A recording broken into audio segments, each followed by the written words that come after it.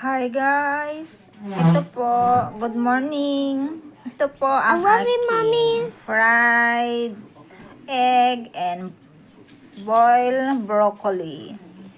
I love you, Ito Mommy. po ay masustansya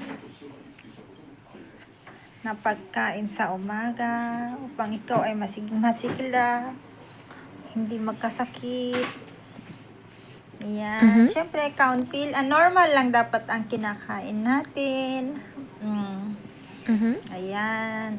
Mamaya ay lalabas kami. Punta kami ng park. Siyempre, dahil ang Japan ay maganda ang mga park.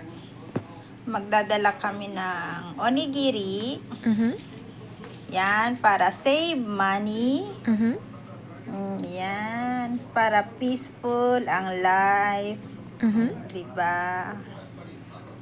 Ito po ay magandang almusal, maganda daw po sa mata at sa mga buto-buto na patanda na.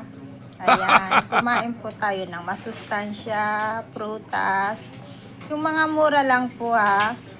Baka kasi magkasakit kayo pag mahal po ang binili ninyo. Ayan. Thank you. Bye-bye.